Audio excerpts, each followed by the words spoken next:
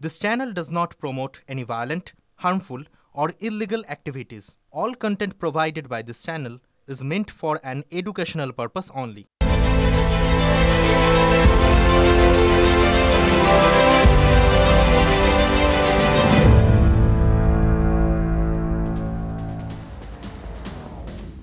নমস্কার, আপনাদের সঙ্গে আমি রাজা চট্টোপাধ্যায়। আমি ঠোঁটকাটা। মনোজিতের মতো জানোয়ারদের পিঠের চামড়া তুলে নিতে বলেছিলেন কুণাল ঘোষ, আর কসবা ল কলেজের শিক্ষক বলছেন পাতা নড়েছে মানে বাতাস কিন্তু ছিল। মনোজিৎ এবং তার দুই সঙ্গী এখন গারদে, কিন্তু কাদের জন্য তাদের এই বাড়বাড়ন্ত বলুন তো? আমরা বলছি এসব জানোয়ারকে পিঠের চামড়া তুলে নেওয়া উচিত, আর পুলিশ সর্বোচ্চ সাজা দিক।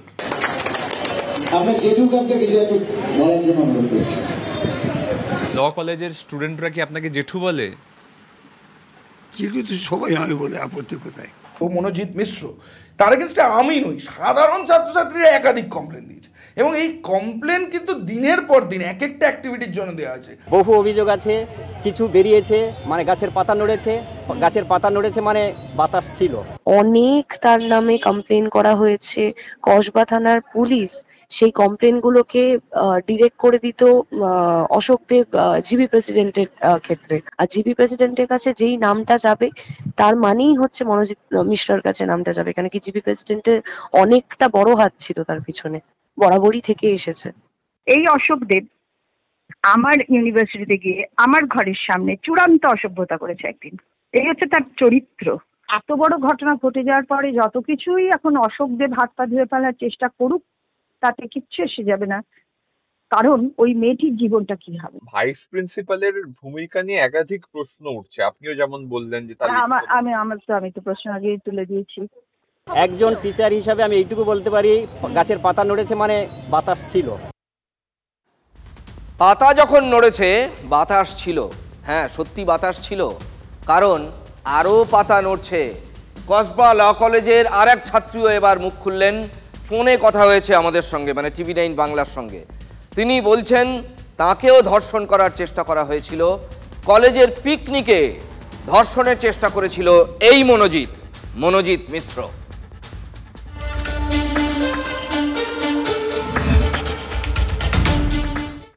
মিনিট থেকে কিছুক্ষণ কম টাইম, সেইটুকু টাইমের জন্য আমি অজ্ঞান হয়ে পড়ি, আনকনসিয়াস হয়ে পড়ি, আর পুরো চোখের সামনে ধাঁধালো অন্ধকার ছিল। যতক্ষণে আমার জ্ঞান ফেরে ততক্ষণ আমি দেখতে পাই যে আমার জিন্স যেটা সেনে ধস্তাধস্তি করে খোলার চেষ্টা করছিল সেটা তিনি অলরেডি খুলে ফেলেছেন। যৌন অঙ্গের মধ্যে আমি লাস্টে লাথি মারি, তখন সে আহত ওই লেভেলে হয় যে আর তিনি পেরে উঠলেন না। ঠিক সময়ে ঠিক জায়গায় কষিয়ে লাথিটা মারতে না পারলে সেদিন এই মেয়েটিও মনোজিৎ মিশ্রের লালসার হাত থেকে রক্ষা পেতেন না। তাকেও ধর্ষণ করত মনোজিৎ, কারণ এটাই মনোজিতের চরিত্র, কামতাড়িত। মেয়ে দেখলেই বিছানায় নিয়ে যেতে ইচ্ছে করে। 2 বছর আগে এই মেয়েটির সঙ্গেও ঠিক তাই করেছিল। 2023 মেয়েটি তখন আইন কলেজের প্রথম বর্ষে। বজবজে কলেজ পিকনিক, লজের রুমে মনোজিতের পাল্লায় পড়ে যায় মেয়েটি। রুমের মধ্যে ঢুকে কিছু না বলা মাত্রই তিনি দরজাটা বন্ধ করে দেন, ছিটকিনি আটকে দেন। তারপরের থেকে শুরু হয় জোর জবরদস্তি। ওই 37 থেকে 40 মিনিট যতক্ষণ আমি ওই রুমটার মধ্যে বন্ধ ছিলাম, বন্ধ করে রাখা হয়েছিল, ততক্ষণ ধরে আমি চিল্লিয়ে গেছিলাম যে আমি কাউকে কিছু বলবো না, আমাকে জাস্ট যেতে দাও। বাকি স্টুডেন্টসরা বা আমার বাকি ব্যাচমেটসরা ছিল, ওই রুমের মধ্যে স্পিকারের সাউন্ডটা তিনি ফুল ভলিউমে বাড়িয়ে এসেছিলেন, যাতে ব্যালকনির থেকে আমি চিৎকার করলে, হাজার গলা তুলে চিৎকার করলে পরেও স্পিকারের সাউন্ড টপকে সেই চিৎকার কেউ শুনতে পেত না। বুঝতে কি কোনো অসুবিধা হয় কেমন আধ ঘাট বেঁধেই সেদিন এই মেয়েটিকে টার্গেট করেছিল মনোজিৎ। চিৎকার করলেও কারো কানে যাবে না, আর মনোজিৎ ততক্ষণ নিজের লালসাটা মিটিয়ে নেবে। মনোজিতের হাড়ে মজ্জায় অপরাধ, লঘু মস্তিষ্কই বেশি সক্রিয়। বাধা পেয়ে থ্রেটও করেছিল। তিনি রীতিমতো অ্যাসিড অ্যাটাক, আমার বাবাকে, আমার বোন যে ক্লাস 5-এ পড়ে, আমার বোনের স্কুলের আতাপাতা সবকিছু জেনে আমাকে বলেছিল যে অনাথ করে দিতে, কিন্তু আমার 2 মিনিট সময় লাগে। বুঝতেই পারলেন, প্রথম বর্ষের ছাত্রীটিকে টার্গেট করার আগে নারী নক্ষত্র জোগাড় করে ফেলেছিল তৃণমূলের এই দাপুটে লম্পট ছাত্রনেতা। গোটা পরিবারকে খুনের হুমকি দিয়ে কিভাবে মেয়েটির জন্য অসহায় এক পরিস্থিতি তৈরির চেষ্টা করেছিল। তার আগে স্বপ্নও দেখিয়েছিল রানী করে রাখবে, বিয়ে করবে। তোকে আমি বিয়ে করতে চাই, তোকে আমি একেবারে রানীর মতন রাখবো। আমাদের অ্যাডমিশনের দিন থেকে নাকি আমার উপরে তার চোখ। সেটা শুধু আমি না, বিভিন্ন মেয়েদেরকে এরকম বলা হয়েছে। এটাই মনোজিৎ, মেয়ে দেখলেই প্রেমে পড়ে। ভুল ভুল, শরীরের প্রেমে পড়ে, মন নয়। ভালোবাসা নয়, যৌনতা। তার জন্য প্রথমে বিয়ের টোপ, তাতে ভবি না ভুললে গায়ের জোর, চড় থাপ্পড়, ক্ষমতার আস্ফলন দেখিয়ে জোর জবরদস্তি বিছানায় নিয়ে শোয়ানো, যেভাবে কসবাকাণ্ডে কলেজের গার্ডের ঘরে নিয়ে গিয়ে গণধর্ষণ করা হয়েছে। একটা ঘটনা ঘটে গেছে এত বড়, তার আগে ছোট ঘটনা ঘটেনি এমনটা হতে পারে? দিনের পর দিন মহিলাদের উপর অত্যাচার হয়েছে, এটা ম্যাক্সিমাম ধর্ষণ। এর আগে কত ধর্ষণ হচ্ছে কে জানে? গভর্নমেন্ট এডেড কলেজ এই পশ্চিমবঙ্গে হাজার হাজার মনোজিতরা করছে, এটা আমরা এখনো জানি না। ইকুয়েশন বলে ছোট ঘটনা ঘটতে ঘটতে বড় ঘটনা ঘটে। নির্ভুল ইকুয়েশন। এই মেয়েটিও অভিযোগ করেছিলেন, কিন্তু শুনুন। কসবা থানাতে তার এগেইনস্টে 2012 যেই ব্যাচের তিনি স্টুডেন্ট, 2012 থেকে শুরু করে এত বছর ধরে 2023-এ ঘটনাটা ঘটেছে, সেই অবধি টাইমের মধ্যে অনেক তার নামে কমপ্লেন করা হয়েছে। কসবা থানার পুলিশ সেই কমপ্লেন গুলোকে ডিরেক্ট করে দিত অশোকদেব জিবি প্রেসিডেন্টের ক্ষেত্রে। তারপরে যদি ওইটাকে পাস করা হয় জিবি প্রেসিডেন্টের কাছে, আর জিবি প্রেসিডেন্টের কাছে যেই নামটা যাবে তার মানেই হচ্ছে মনোজিৎ মিশ্রর কাছে নামটা যাবে। কেন কি জিবি প্রেসিডেন্টের অনেকটা বড় হাত ছিল তার পিছনে, বরাবরই থেকে এসেছে। জিবি প্রেসিডেন্ট মানে অশোক দেব, বর্ষিয়ান তৃণমূল বিধায়ক। মনোজিৎ ডাকে জেঠু। স্নেহে অন্ধ জেঠুর প্রশ্রয়ই মনোজিৎ আজকের মনোজিৎ হয়ে উঠেছে। মনোজিৎকে আদর দিয়ে বাঁদর তরিক, লম্পট, কোটানকোট ধর্ষক করার দায় আজ জেঠু নেবেন না? কত রকমের সম্পর্ক হয় না। জেঠু, মনোজিৎ মিশ্রের ডাকনাম ম্যাঙ্গো। ম্যাঙ্গো মানে জানেন তো, এটা তো বলে দেওয়ার কিছু নেই। ম্যাঙ্গো মানে আম। তো আম এতটা পেকে গেল, পেকে পচেও গেল। আমরা বলবো শুধু পাকা নয়, পচা আম। নেতারা গন্ধ পেলেন না। দেখুন, কথায় বলে গাছের পাতা নড়লেও তৃণমূল নেতারা ঠিক খবর পেয়ে যান, এমন তাদের নেটওয়ার্ক। সাগরদিঘির উপনির্বাচনের আগে ট্রেনে যেতে যেতে 2 এমএলএ কি আলোচনা করেছিলেন সেই খবরও চলে গিয়েছিল দলের একেবারে শীর্ষ মহলে। কিন্তু কালীঘাট থেকে সামান্য দূরত্বে এমন একটা আম পেকে টসটসে হয়ে পচে গেল, নেতারা জানতে পারলেন না। এগুলো কখন কিভাবে কে করেছে আপনি বলুন? আপনি কখনো ভেবেছিলেন জ্যোতিবাবু, বুদ্ধবাবুর সঙ্গে বসা, আলিমুদ্দিনে থাকা সুশান্ত ঘোষের ওই ভিডিওটা আপনি দেখবেন? আপনি কখনো ভেবেছিলেন? আমরা দাবি করছি আসলে দায়ভার ঝেড়ে ফেলা যায় না, ভুলকে ভুল বলতে হবে। এবং এই যে কথা দলীয় কিছু নেতৃত্ব বলছেন উত্তরপ্রদেশে হচ্ছে, বিহারে হচ্ছে, এখানে কেন হবে, এখানে হলেই সমস্যা, এটা কোনো যুক্তি হতে পারে না। মুখর মুখপাত্রকে তুলে ছয় মারলেন সাসপেন্ড হওয়া টিএমসিপি নেতা প্রান্তিক চক্রবর্তী। আর কলকাতা বিশ্ববিদ্যালয়ের উপাচার্য শান্তা দত্ত প্রশ্ন তুলছেন, মনোজিতের মতন চুনোপুটির মাথার উপর কারা? সব থেকে বড় কথা হচ্ছে সবাই মনোজিৎ মিশ্র আর আদার্স চুনোপুটি নিয়ে খুব মাথা ঘামাচ্ছে। আমি তাদের নিয়ে, তাদের শাস্তিটা করে পেতেই হবে, সেটা কোনো কথা নেই। তার ওপরের লেভেল দিয়ে কিন্তু আমার বক্তব্য আছে। মনোজিতের মাথার উপর কাদের হাত ছিল? Manojit is a notorious element, এটা নিয়ে কোনো বক্তব্য নেই। অন ক্যামেরা প্রশ্ন করছি, মনোজিৎদের কারা এত প্রশ্রয় দিল যে মনোজিৎরা এইভাবে দাপাদাপি করল, বা মনোজিৎ দাপাদাপি করছে এবং সে ক্যাজুয়াল চাকরি পাচ্ছে, এই দায়ভারটা তো এড়ানো যাবে না। এবং আমি তোমাকে বলি, ভাইস প্রিন্সিপালকে ওই দায়িত্ব নিতে হবে। এটা সমস্ত জিবির ডাইরেকশন আছে, জিবির মানে জিবি যেইভাবে ডাইরেকশন। ইনি কলেজের ভাইস প্রিন্সিপাল।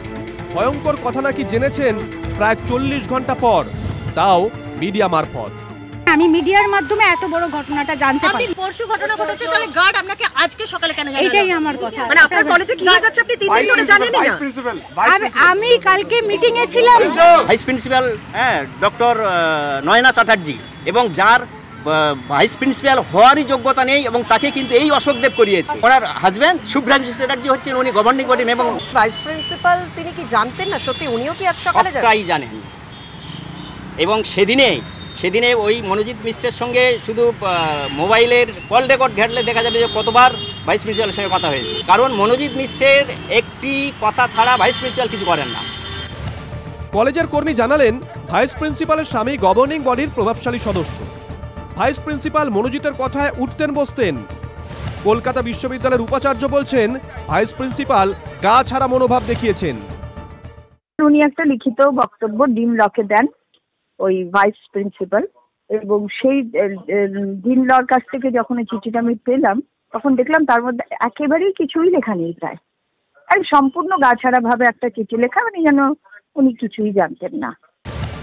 শুধু ভাইস প্রিন্সিপালের জন্যই মনোজিতের এত বারবারন্ত। তিনিই তো নাকি মনোজিতের কথায় চলতেন। এই যে কেউ কলেজ থেকে পাস করে গিয়ে ক্যাজুয়াল স্টাফ হয়ে যাবে, কলেজের গেস্ট লেকচারার হয়ে যাবে, সেটা হয় না। বিভিন্ন কলেজে মানে শুধুমাত্র দাদা বলে দিচ্ছে, কোনো রেফারেন্স আসছে বলে গেস্ট লেকচারার হয়ে যাচ্ছে। মনোজিৎ কলেজে অশিক্ষক কর্মচারীর কাজ পেয়েছিলেন। ভাইস প্রিন্সিপাল তো বলেছেন গভর্নিং বডির নির্দেশেই নিয়োগ হয়েছে। গভর্নিং বডির সভাপতি অশোক দেব। শয়ে ছেলে মেয়ে এখানে ইল্লিগাল অ্যাডমিশন হয় লক্ষ লক্ষ টাকার বিনিময়ে। ইল্লিগাল অ্যাডমিশন এই মনোজিৎকে দিয়ে প্রত্যেকের মুখ চুপ করিয়ে দিত। মানে মনোজিৎই কি সর্বাই করে? মনোজিৎই সর্বা। আর মনোজিতের মাথায় কার হাত আছে? মনোজিতের মাথায় হাত আছে আমাদের কলেজের গভর্নিং বডির প্রেসিডেন্ট অশোক দেব, বজবজের এমএলএ। এর অবান্তর কথা শুনে কিন্তু লাভ নেই। মনোজিৎ কার সাথে কিনা এটা বড় কথা নয়। একসময় উত্তর কলকাতার দাপুটে কংগ্রেস নেতা অশোক দেব এখন বজবজের তৃণমূলের এমএলএ, মনোজিতের আদরের জেঠু। দেখুন জেঠু কেমন ভাইপোর হাত ধরে রেখে 100-100 দিলেন। আমরা জেঠু কাছে কিছু একটু বলার জন্য অনুরোধ করছি। খাতা লিখতে যায়, অনেক খাতায় 170, 199, আজকের খাতায় 100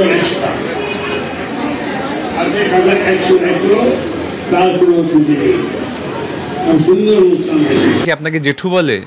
কিন্তু সবাই আমি বলে, আপত্তি কোথায়? আপত্তি কোথায়?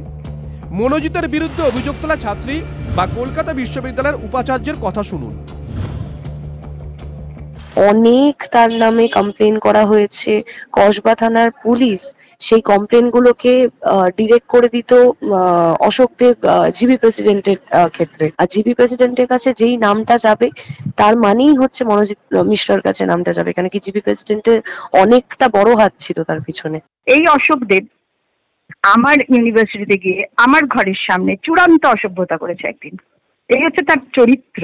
দুটোর মধ্যে আমি কলেজ প্রেমিসেস খালি করে দেওয়ার চেষ্টা করব বলে নোটিশ করতে চেয়েছিলাম, সে নোটিশ সভাপতি বাধা দেয়। সভাপতিকে অশোক দেব। এত বড় ঘটনা ঘটে যাওয়ার পরে যত কিছুই এখন অশোক দেব হাত পা ধুয়ে ফেলার চেষ্টা করুক, তাতে কিচ্ছু এসে যাবে না। একজন টিচার হিসাবে আমি এইটুকু বলতে পারি, পাতা যখন নড়েছে বাতাস ছিল। শুধু বাতাস নাকি ঝড়? প্রান্তিক চক্রবর্তীর কথা শুনুন। আমি ল কলেজ সম্বন্ধে অনেক কমপ্লেন করেছিলাম, কিন্তু আবার বেশি কমপ্লেন করলে হয়ে যায় হচ্ছে কমপ্লেন কিড, রাজনীতি কম বোঝে। তা আজকে শুনতে হয়েছে আমাকে, রাজনীতিতে এত কমপ্লেন করা যায় না। আমি ইউনিটও করার চেষ্টা করেছি বারংবার, কিন্তু এই ইউনিট স্যাংশন হয়নি। ম্যাঙ্গো মনোজিৎ মিশ্র, তার এগেনস্টে আমি নই, সাধারণ ছাত্রছাত্রীরা একাধিক কমপ্লেন দিয়েছে, এবং এই কমপ্লেন কিন্তু দিনের পর দিন এক একটা অ্যাক্টিভিটির জন্য দেওয়া হয়েছে। আমি এই প্রশ্নটা করি, তারপরেও মনোজিৎ মিশ্র কিভাবে দাপাচ্ছে, কেন দাপালো, কেন কলেজে ঢুকলো, সেই ইউনিটে নেই, অথচ তৃণমূলের সংগঠনটা সেই দেখছে। প্রান্তিক তৃণমূলের অন্দরের খবরাখবর ভালোই জানেন। তিনি আঙুল তুলছেন উপরের দিকে। মনে আছে তো, সাউথ ক্যালকাটা ল কলেজে টিএমসিপি ইউনিটের সভাপতি মনোজিতের বিরুদ্ধে অভিযোগের কপি পাঠিয়েছিলেন অভিষেক বন্দ্যোপাধ্যায়কেও। বীজ থেকে যদি এগুলোকে সরানো যেত, তাহলে আজকে এই বটবৃক্ষের যে মনোজিৎ তৈরি হয়েছে, বটবৃক্ষ নিচুতলার কিছু নটোরিয়াস এলিমেন্টের জন্য আজকে আমাদের কেন জবাবদিহি করতে হবে? কেন আমার মতো একটা শিক্ষিত ছেলেকে পাড়ায় ঢুকলে শুনতে হবে তুই তৃণমূল করিস? কেন?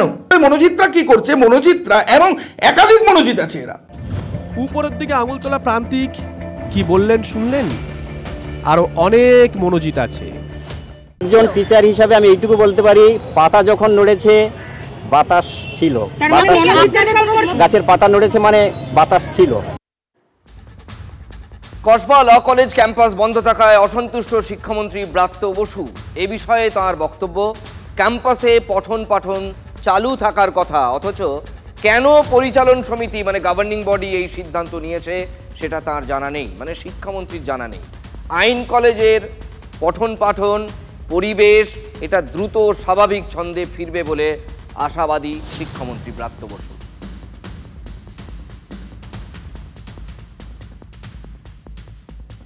কিন্তু কসবা ল কলেজ ছন্দে ফিরবে কবে, এটা তো একটা বড় প্রশ্ন। জোর দিয়ে বলতে পারেননি গভর্নিং বডি প্রেসিডেন্ট অশোক দেব। গতকালই তিনি কলেজে গিয়ে বৈঠক করেছেন।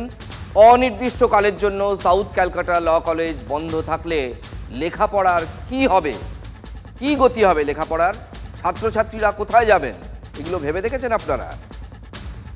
বন্ধ করে দিল কলেজটা, তাতে বন্ধ করে দিল, এই যে আপাতত পরিবেশ নিয়ে মানতে হবে। এখন যেহেতু এটা ঘটনা ঘটেছে, ফর্দার টাইম হয়েছে, এরকম কলেজ বন্ধ। আর অফকোর্স আমাদের হ্যাম্পার তো হবে, কারণ আমাদের রেজাল্ট আটকে আছে, ওদের এক্সাম আটকে আছে জুনিয়রসদের। আর এরকম হওয়ার তো কোনো কথা না। না, একটা অথরিটি যেখানে মানুষ পড়াশোনা করতে আসে, একটা প্রফেশনাল ডিগ্রি নিতে আসে, এখানে এইসব হচ্ছে। কিন্তু ক্লাস বন্ধ, কলেজ খোলা, রেজিস্ট্রেশন নাম্বার হচ্ছে, ফর্ম ফিল আপ হচ্ছে, হ্যাঁ অ্যাটেন্ডেন্স হচ্ছে, কোনো অসুবিধা হচ্ছে না। যখন কলেজ খোলা ছিল তখন তার মধ্যে এতটাই systematic failure, there is zero accountability of anything. College বন্ধ হলে মানে সেটা আরও ডাউনহিল চলে যাচ্ছে। There is still no accountability because once again college বন্ধ। দেখুন, মনোজিতের মতো এরকম ছেলে, এরকম ধুরন্ধর ছেলে, এইরকম পাকা ছেলে একদিনে তো তৈরি হয়নি। দিনের পর দিন সে আশকারা পেয়েছে, আশ্রয় পেয়েছে, প্রশ্রয় পেয়েছে, এবং অবশ্যই সেটা রাজনৈতিক। নইলে একটা অস্থায়ী কর্মী সে আইন কলেজের মধ্যে এরকম একটা জঘন্যতম অপরাধ করার দুঃসাহস পায়? অশোক দেবরা, মানে যে অশোক দেবকে এই ছেলেটি জেঠু বলে ডাকে, তারা কি দায়িত্ব এড়াতে পারেন? শাক দিয়ে কিন্তু মাছ ঢাকা যায় না। তারপর তৃণমূলের মনোযুক্ত একটা একটা ব্যক্তি, তারপরে তৃণমূল এই সংস্কৃতিতে বিশ্বাস করে। এই সংস্কৃতিকে বলতে পারেন কালচার অফ ইম্পিউরিটি। অতীতের ছাত্র নেতারা যারা এখন তার ক্যাবিনেটের সদস্য, তারাই সংসদ নির্বাচনটা বন্ধ করে দিলেন, এবং কার্যত বন্ধ আছে নিজেদের মধ্যে রক্তক্ষয় যাতে না হয়। সমস্ত কলেজেই এই ধরনের একজন করে মনোজিৎ বসে আছে। যা খুশি করো, সবকিছু কোথায় তোমাকে বাঁচিয়ে দেওয়া হবে। এই যে কালচার অফ ইম্পিউরিটি, আমি যা খুশি করি আমার কিছু হবে না, এই মানসিকতা বাংলা সর্বনাশ করছে। স্ট্রিং অপারেশন করুন, আমি আপনাদের আর্জি করব, স্ট্রিং অপারেশন করুন। আপনারা দেখতে পাবেন এই ধরনের বহিরাগত ছেলে বা কলেজের পাস আউট, তারা এই অত্যাচার করে চলেছে তৃণমূলের নেতাদের দয়ায়। হাতে হাতে mobile, Facebook, x handle, Instagram, তাতে আপনি জানতে পারছেন বেশি। এর কয়েক গুণ হতো সিপিএম আমলে, আর কয়েক গুণ হয় বিজেপির রাজ্যগুলোতে।